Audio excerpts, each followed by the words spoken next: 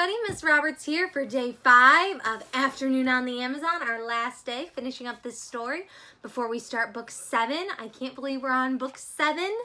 I just can't believe how long we've been doing this. It just doesn't seem like that long. It seems like time is kind of starting to fly by, which seems crazy. But we are starting chapter 9 after we just got back to the treehouse in the Amazon rainforest. So we are on chapter 9. The Thing. Jack and Annie climbed into the treehouse. Peanut was sitting on a stack of books. Annie patted Peanut's little head. "Thanks," she said softly. "I have to write some notes about the rainforest," said Jack. "You find the Pennsylvania book." Annie began searching for the Pennsylvania book, the book that always took them back home. Jack pulled out his notebook. He wanted to take lots of notes here, but all he'd written so far was, "The Amazon rainforest is." "It's not here," said Annie. "What?" Jack looked up. He glanced around the treehouse. Annie was right. The Pennsylvania book was nowhere in sight. "Was it here before we left home?" said Jack. "I don't remember," said Annie. "Oh man," said Jack. "Now we can't get back to Frog Creek." "That means we'll be here with the vampire as always, it's always right in that first chapter I get all tongue-tied. But anyway, "that means we'll be here when the vampire bants come out," said Annie. Something came flying through the treehouse window. Uh-oh. "Ah!" Jack and Annie hid their heads. Thud! Something hit the floor. A red fruit. Jack looked up. The monkey was sitting in the window. His head was cocked to one side. He seemed to be grinning at them. "You're safe," said Annie. Oh, wait, no. She's relieved, so she said, "You're safe," said Annie. "Thanks for saving us," said Jack. The monkey just grinned. "I have just one question," said Annie. She pointed at the fruit. "Why do you keep throwing those at us?" The monkey grabbed the fruit. "No, don't throw it," said Jack. He ducked, but the monkey didn't throw the fruit. He held it out to Annie. He moved his lips as if he were trying to say something.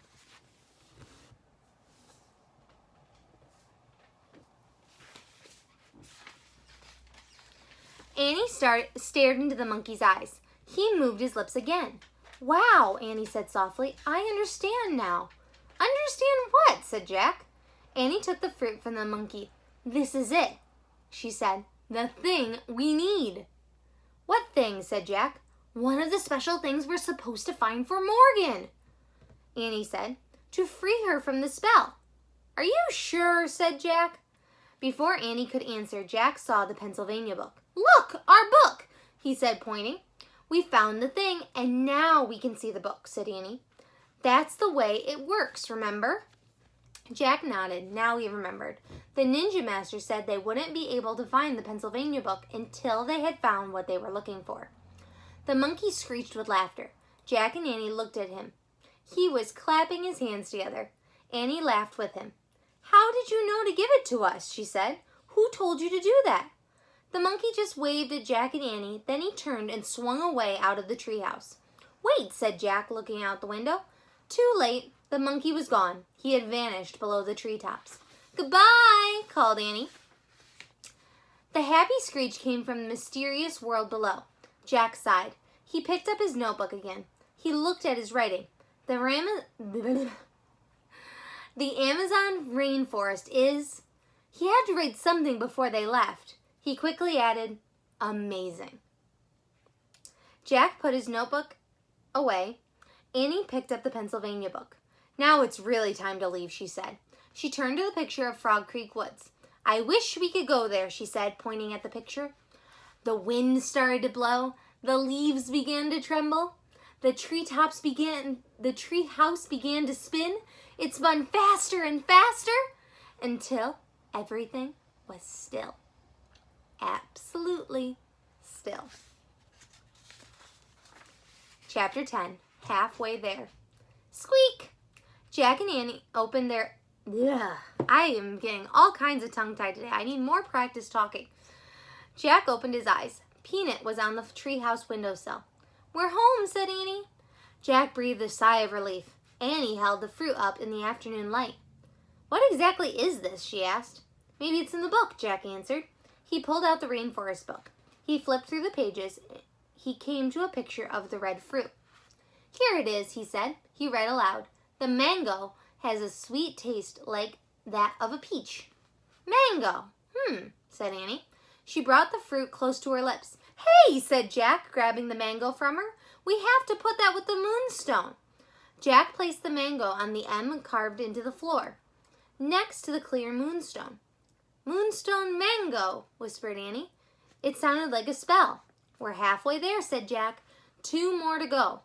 Then we can free Morgan, Annie called, as if Morgan were nearby. How do you know she can hear you, said Jack. I just feel it, Annie said. Oh, brother, said Jack. He needed more proof than that. Squeak! Peanut was looking at Jack and Annie. We have to leave you now, Jack said to the mouse. Squeak! Can't we take her with us, said Annie. No, said Jack. Mom won't let us keep a mouse in the house. She doesn't like mice, remember?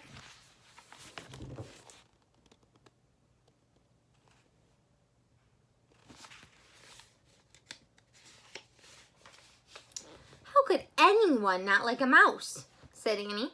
Jack smiled. How could anyone not like a spider? He said. That's different, Annie patted Peanut's head. Bye, she said. Wait for us here. We'll be back tomorrow. Jack patted the mouse too. Bye, Peanut. Thanks for helping, he said. Squeak! Jack put the rainforest book on top of the book about ninjas. Then he pulled on his backpack and he and Annie left the treehouse. They climbed down the rope ladder. They stepped onto the ground. They started walking through Frog Creek woods. Leaf shadows danced in the light. A bird called out. These woods are very different from the rainforest, Jack thought. There are no jaguars or army ants here, he said. No little monkeys. You know that monkey was never being mean, said Annie. He was just trying to give us the mango. I know. Actually, nothing was being mean, said Jack. The army ants were just marching. That's what army ants do. The piranhas were just being piranhas, said Annie. The snake was just being a snake, said Jack. The crocodile was just being a crocodile, said Annie. And the jaguar was just taking care of her baby, said Jack. Annie shuddered. I still don't love bugs, she said. You don't have to love them, said Jack. Just leave them alone. They won't bother you. In fact, that's true about the whole rainforest, Jack thought. Everyone should just leave it all alone. Who cares if the bugs don't have names, he said softly. They know who they are. Jack and Annie stepped out of the Frog Creek woods.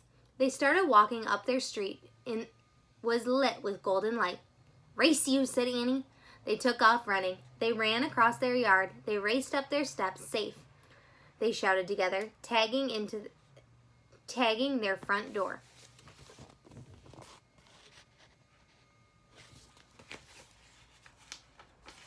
The end. I really like that message. It's a truly important thing. People always try to mess with things that they really should just leave alone, especially when it comes to wildlife and things around them that they think are awesome. Like jaguars are beautiful and cool, and snakes, while I find them terrifying, some people really like them and they want to keep them as pets. But really, their home is in places like the rainforest and they just want to be left alone. But not all snakes. Some snakes truly do love being pets. It just depends on that particular creature. The hard thing with animals, though, is we can't tell what they really want because they can't talk to us. So it's just a little challenging there.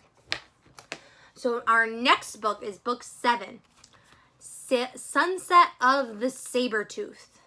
I'm going to mess that up, I have a feeling. The Ice Age is very cool. For 2 kids in bathing suits, Jack and Annie nearly freeze when the magic treehouse whisks them back to the time of cave people and woolly mammoths. But nothing can stop them from having another wild adventure, not even a saber-toothed tiger. Sounds exciting, and I can't wait till next week to read it with you. I hope you are having a fantastic Friday, and I hope you enjoy your wonderful weekend. Bye.